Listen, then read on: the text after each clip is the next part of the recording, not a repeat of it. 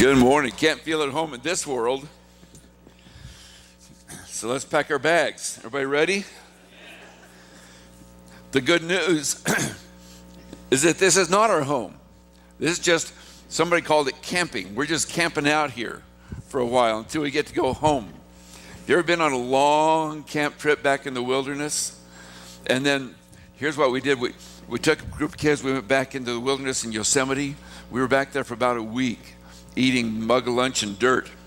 And then we climbed to the top of Half Dome on our last day, and you can see civilization, but you can't touch it. You see down in the valley, you see the Ahwahnee Hotel, and you see the canyon, you see the hot showers, you see all this stuff down there, but you can't touch it. But you see it's there. God's given us a glimpse of heaven.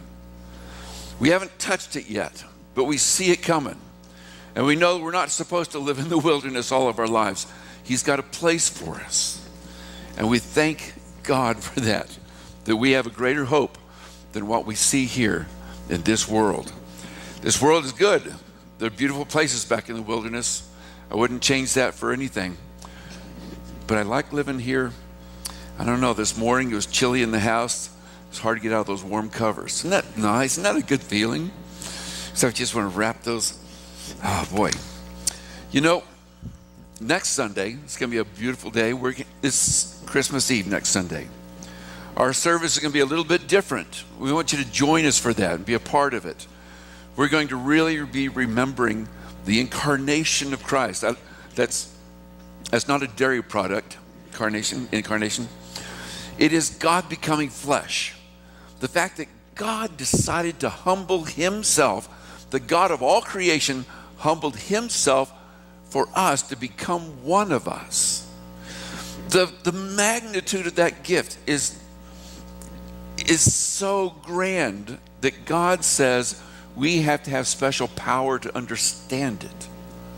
And so Paul prays for the church, and he prays that God would bless us with supernatural power to be able to grasp the height and the depth and the breadth of God's love. That's not something that we can understand just by our imagination. So next Sunday, we're going to gather and try to understand a piece of that wonder that God has given to us. And we're praying for his power to do that.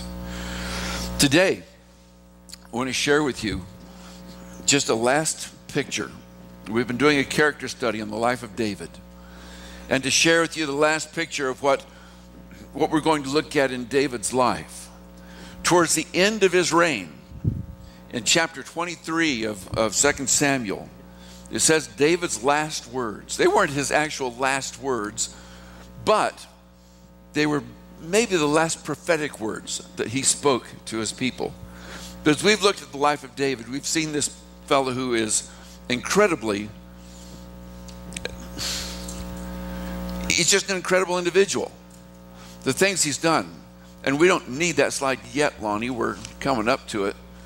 But we don't want you to get distracted. But let's just remember kind of the life of David. What has he done? He's been a shepherd out in the field as a boy. He was a poet, a musician. He was a king. He was an architect. He was a warrior.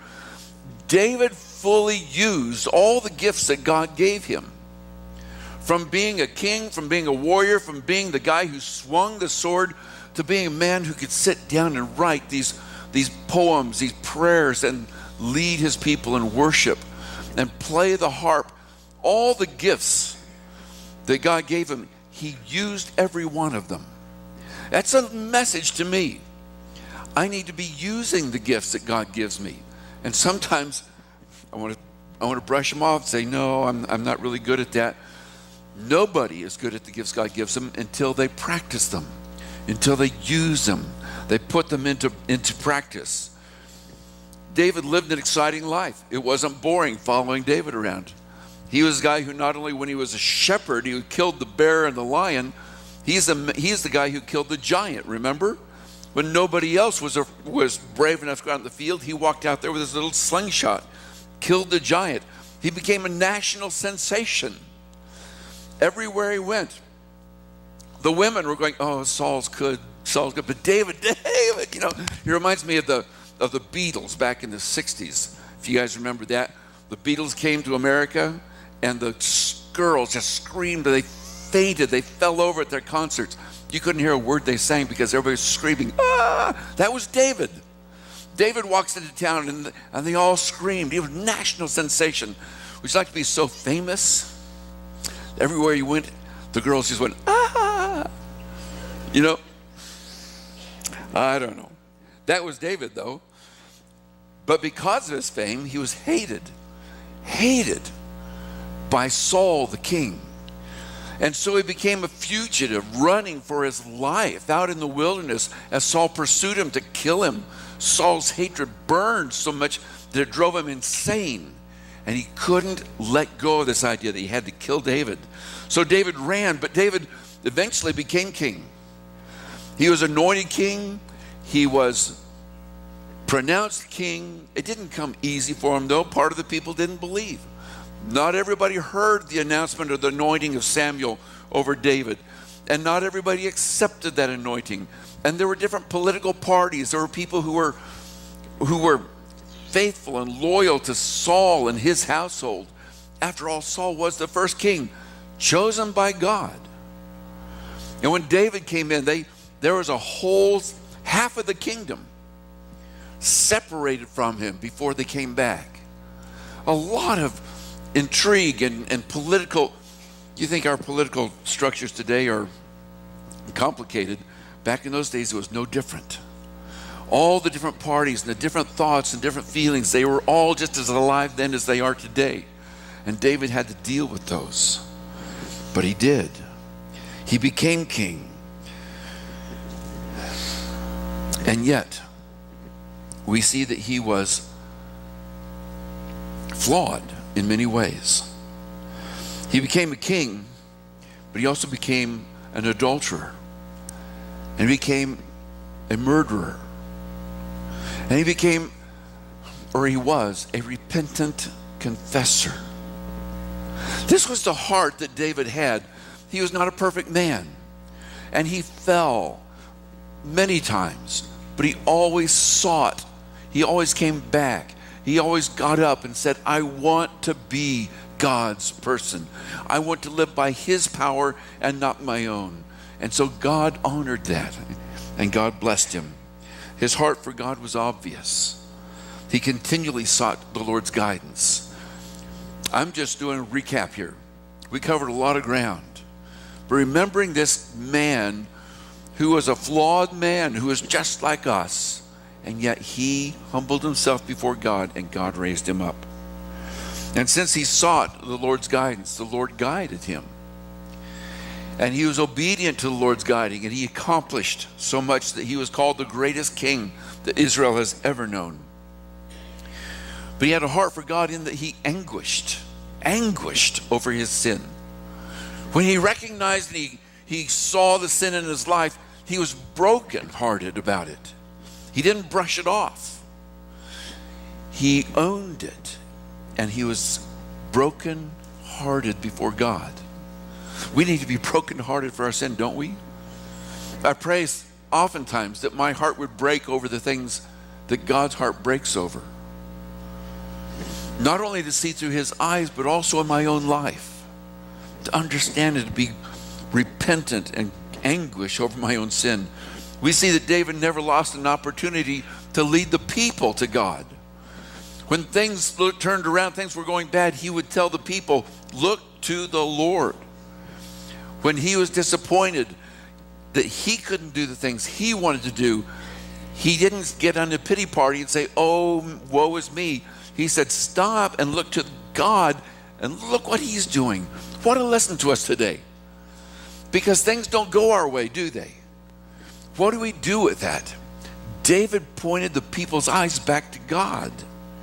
Look to him. His delight was in God's ways over his own ways. His devotion was to God's works, not his own. And he was always directed in godly direction, knowing that God had more for him than even this life. This world was not his home. He was always moving in that direction of eternity with God. David's life started, his public life anyway, started as an oversight. Remember when Samuel came to Bethlehem and called Jesse, he says, come with me, you and all of your boys. And Jesse brought all of his boys except for David.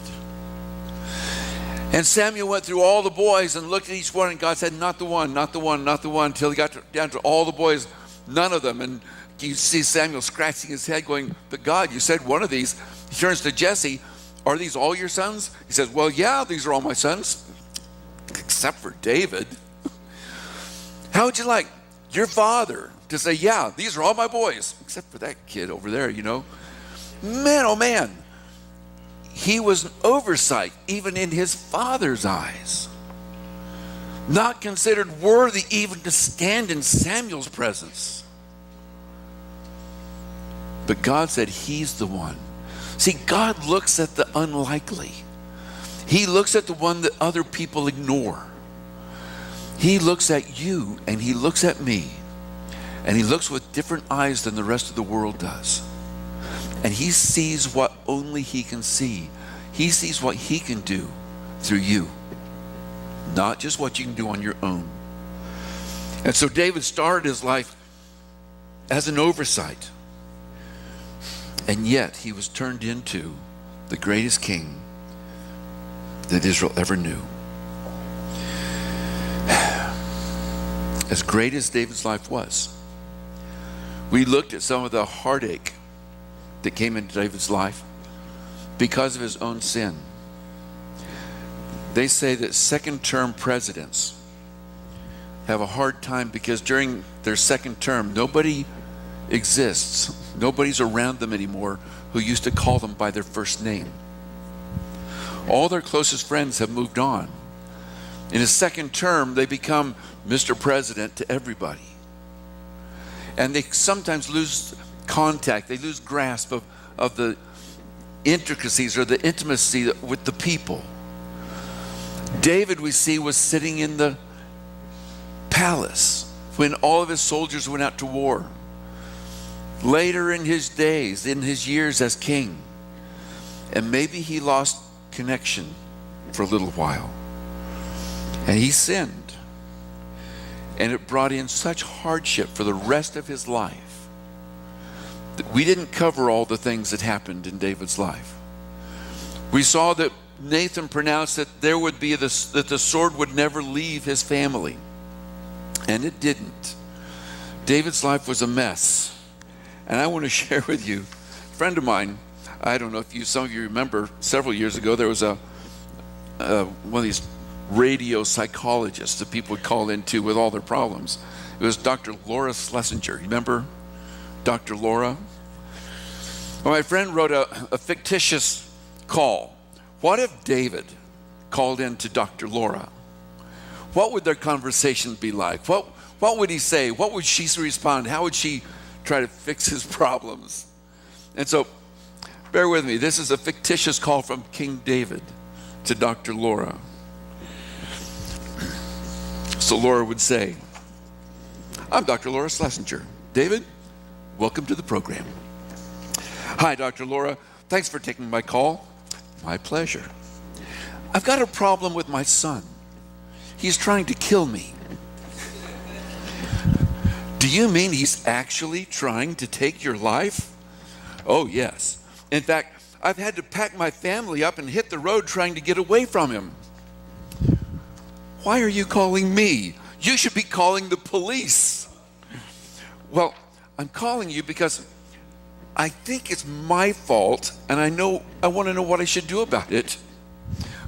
Okay, David, why do you think it's your fault that your son is trying to kill you?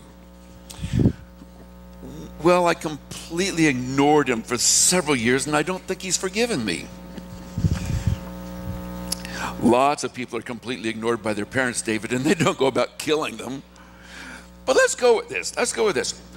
Why did you ignore him? Well, I ignored him because he killed his brother. Slight pause. And you think you're the problem? Believe me, my son knows that if he ever killed a child of mine, that would be the last time he ever heard from me. Not that I have another child, you understand, but nonetheless.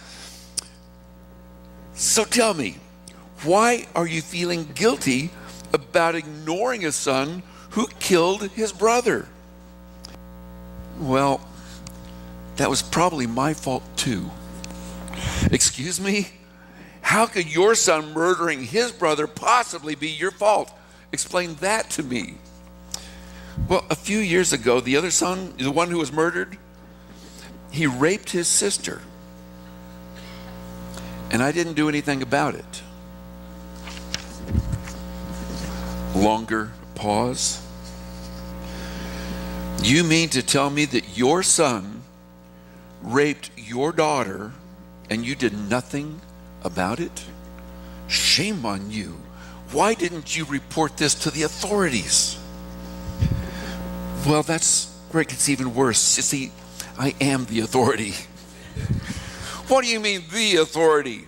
Well, I'm a king of a small nation in the Middle East. Well, what an example you've been to your people. You let one son get away with raping his sister, another son get away with murder, and now you're calling and wanting my help? What am I supposed to do with that?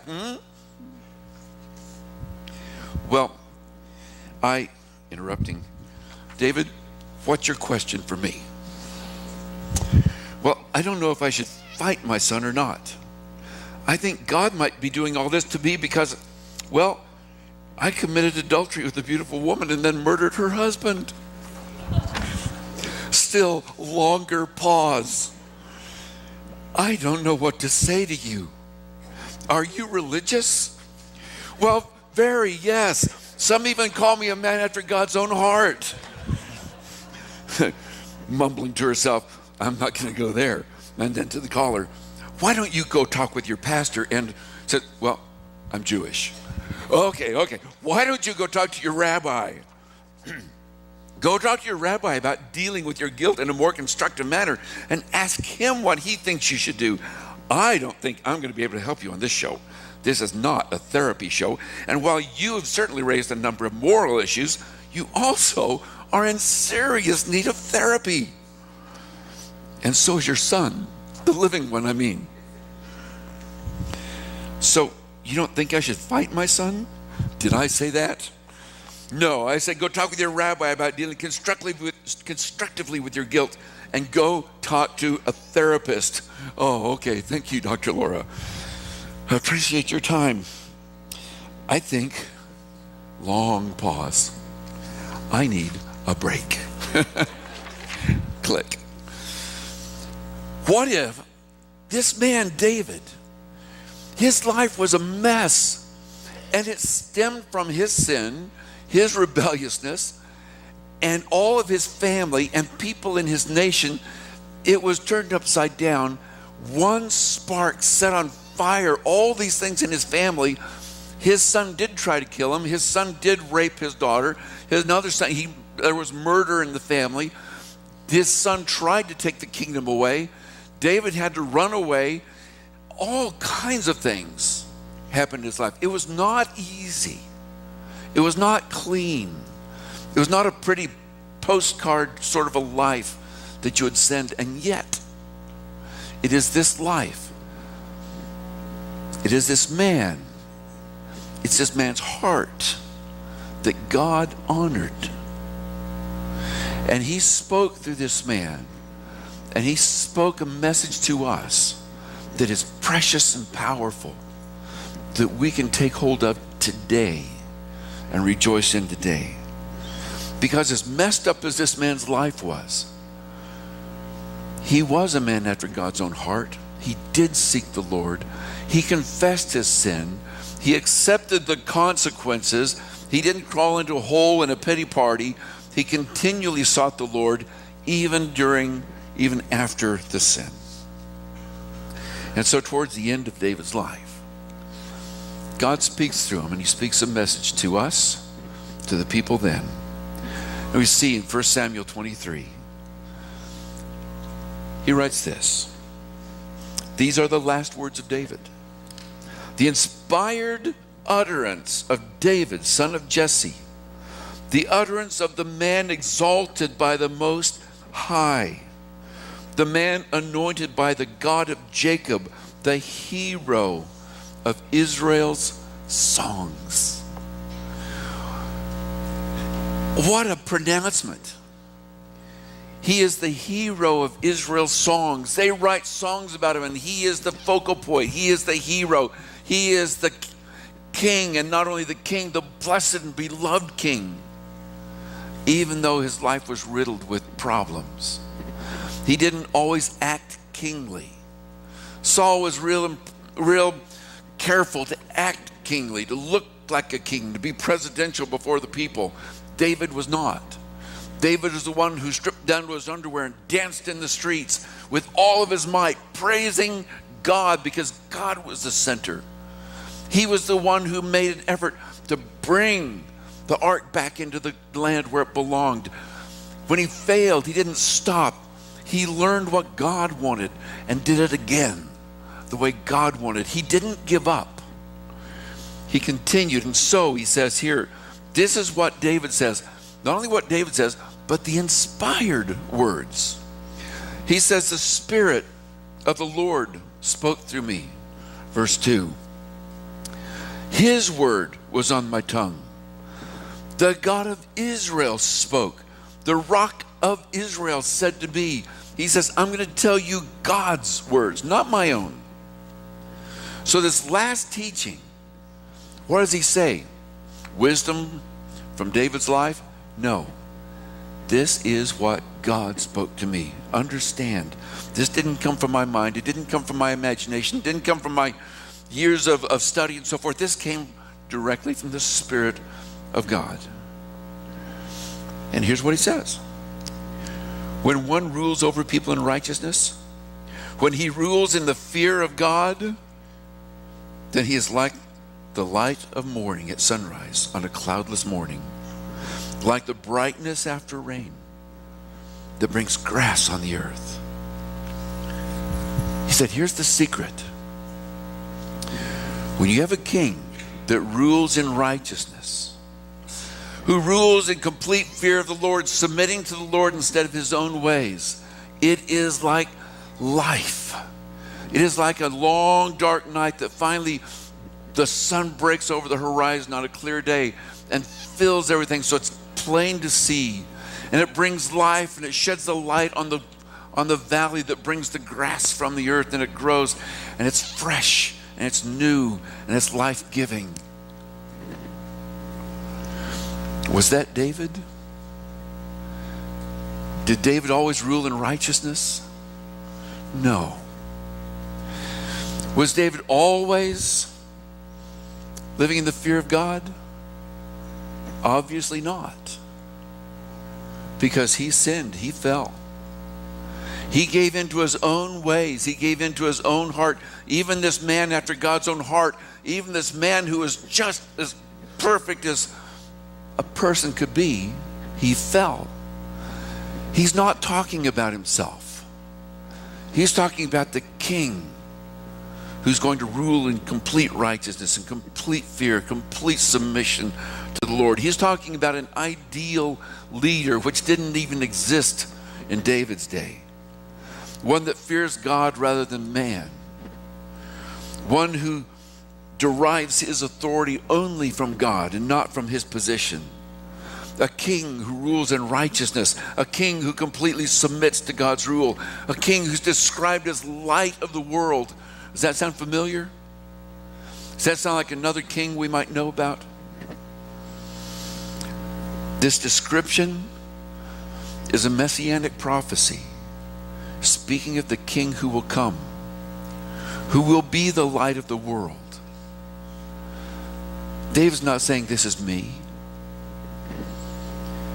And yet, since I turned my heart to God and looked for his rule, then God's done some things for me. Verse 5 says, if my house were not right with God, surely he would not have made with me an everlasting covenant, arranged and secured in every part. Surely he would not bring to fruition my salvation and grant me my every desire. David's desire was to be with God, to be in his presence. He made that clear. And God said, I will grant that, David. He said, I will make you a promise. 1 Samuel 7, 2 Samuel 7. God made an everlasting promise to David. He said, I will enlarge your kingdom, and your throne will be established forever. Your descendant will sit on the throne forever. This was the promise of the king to come, who would be called the Son of David, who would be called the Son of Man, who would be called the Son of the living God, who would sit on his throne and reign forever. And he makes a promise to us. God is bringing something in the future to you that you cannot even imagine. This is the Lord speaking, and he established this covenant with me, this promise. And God is faithful to his promises. He never gives up on his promises. He never goes back on his promises. His promises always come true. And he made this everlasting covenant that your descendant will sit on the throne forever. And this was eventually accomplished through Jesus. His salvation, David's salvation, it was not through offerings and sacrifices. The Hebrew writer says, the blood of bulls and goats cannot forgive sin. It cannot take sin away. As many sacrifices as the Jews offered, it did not cleanse them from their sin. It was an act of faithfulness and obedience to God in most cases. I know that sometimes they offered sacrifices that were not done in faith. It was just something they did. It was a motion they went through. We do that sometimes today. We go to church just because you got to go to church. Anybody ever watch the TV show called The Middle? The Middle? It's this crazy family. Doesn't look anything like my family. Doesn't resemble us at all. Although my kids say it does. But in the show, Christmas Eve was here, and they were going to go to church. The older son says, I don't want to go to church. I don't believe in this stuff anymore. And they're having this argument, this discussion. And so the boy asks the mom, why do you go to church? And she says, well, and suddenly she doesn't have any answer. And after thinking through the whole show, her answer comes back. Well, I do it because it makes me feel good. That was kind of her answer. It's not the donuts and coffee. It's not, any great thing. I feel good when I go to church.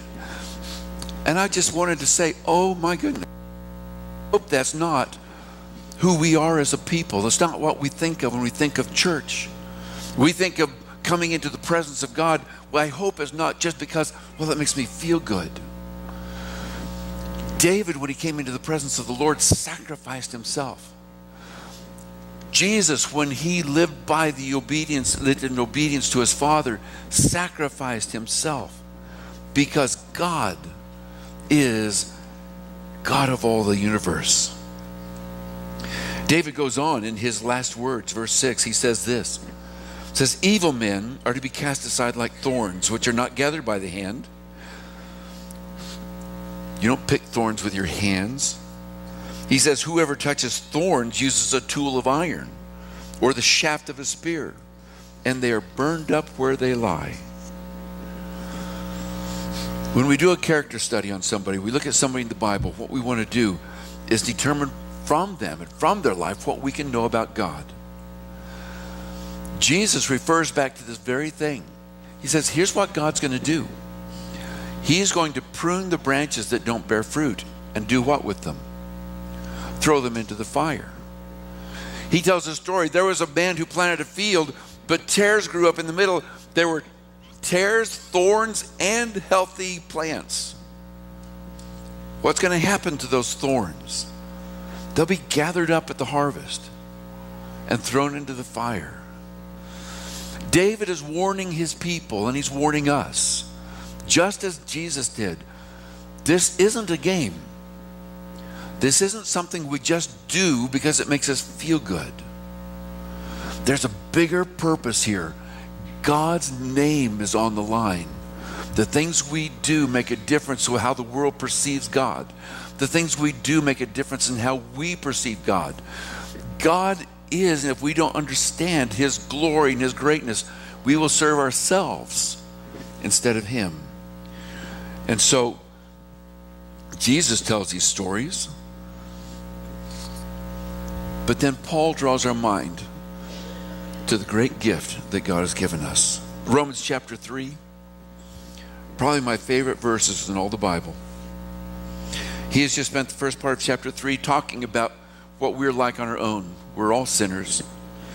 But he gets down here to verse 20 and he says this: no one will be declared righteous in God's sight by the works of the law. You cannot be good enough. You can't do it.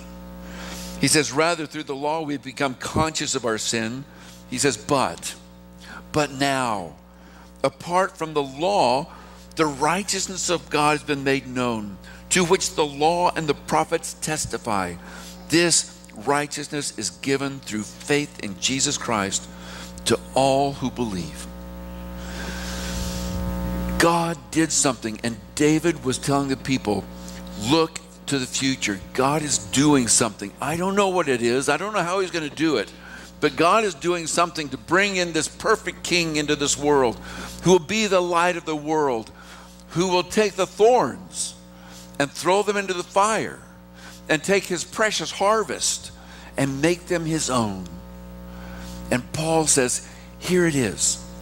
You were lost. You had no hope in the world, but God brought a righteousness into this world that you don't deserve, that you didn't work out on your own, and he worked out a plan of salvation for us. Everything that God's been doing all through the history of the Bible, and we think, why did it take such a long time? But it took a long time to work out this plan of salvation, to convince people we needed him, to convince people that we couldn't do it on our own. And we still try to do it on our own. But he says, you can't. David couldn't. As much as the heart he had for God, he failed. Look what God has done for you. He brought in his son.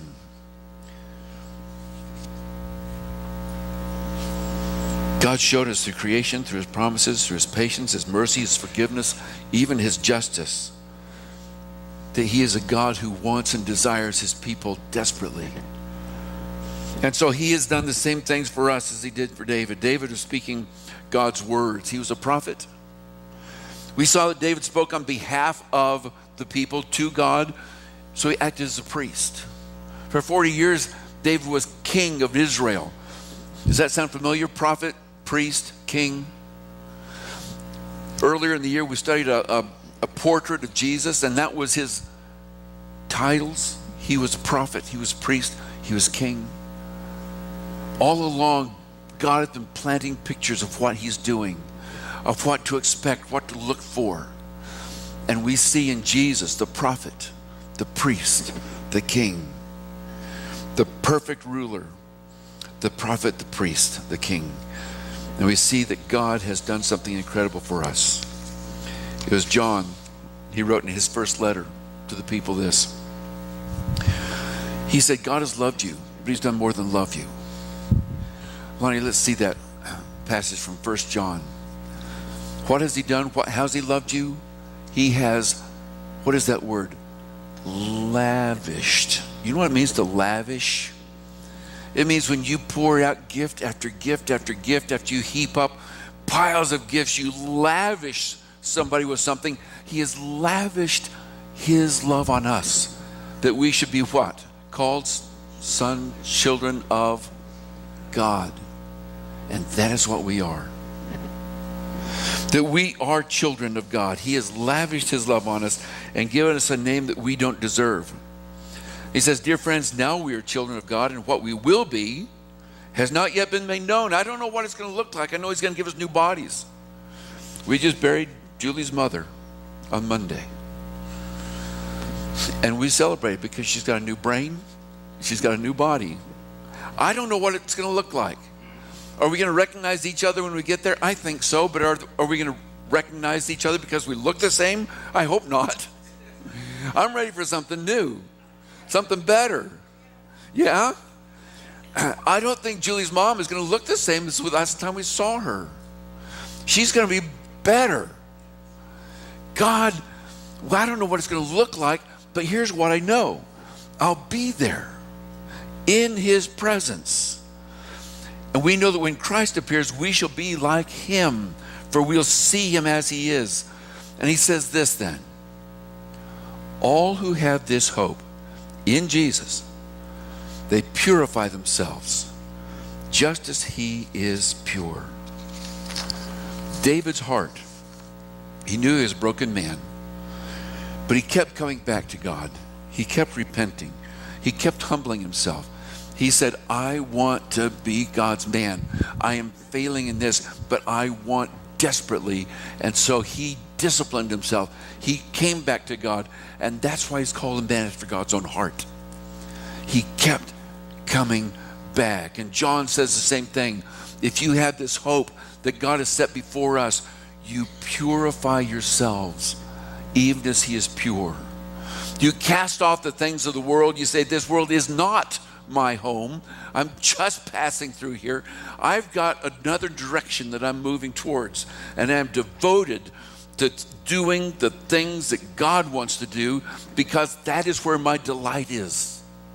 I love God's ways because they are good. If the whole world would just follow the Ten Commandments, what kind of world would this be? Even if they didn't believe in Jesus, even if they didn't believe in God, if they just followed God's ways, what kind of a world would this be? It would be heaven on earth. God's ways are good. And he's given us a promise that you trust in me, you follow me, and I'll take you home. This world is not my home. I'm just a passing through. Next week, join us here. We're not going to have Bible hour next week. We're not having classes. But we're going to spend an hour in communion with God, understanding. I'm not going to have any long sermons, so don't worry about that. We're going to have a good time in praise and worship as we come before God and honor him and seek his face, to understand the blessings of his love, because he loved us so much that he sent his son while we were still sinners, so that everybody who believes in him would not perish but have eternal life. And the fact that our God humbled himself for our sake is amazing. And what he says is, you trust in me, and I'll take your sin, I'll remove it as far as the east is from the west, and I'll make you pure and blameless in my sight. And the hope of heaven, the hope of your real home, will be secure, and you'll rest assured knowing you're in my presence.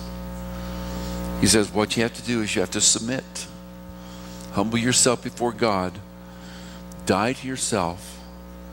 He says, confess my name and confess your faith and your belief in me, not in yourself, not in your ability to do things the right way, but in me and my grace.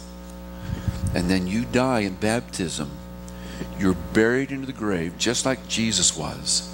And then you're raised up to live a brand new life, filled with his Spirit, equipped and enabled to do the things that he calls you to do, with the hope of heaven.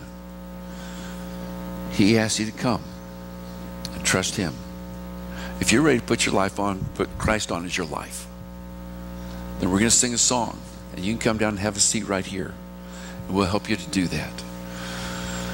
If you need to pray, and there are things, all kinds of things we need to pray about. Our elders are men of prayer, and they believe in prayer, and they know that God hears us, and they're standing in the back saying, sit down with us, come to us, and let us go before God and lay our cares before him.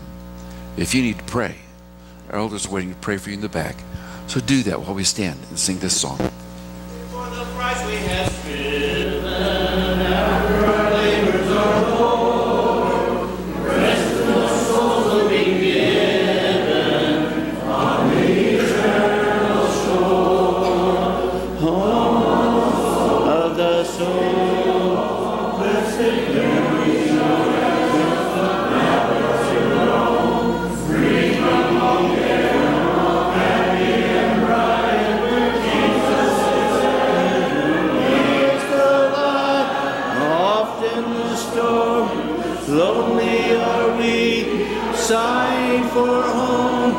longing for thee, beautiful home of the ransom beside the crystal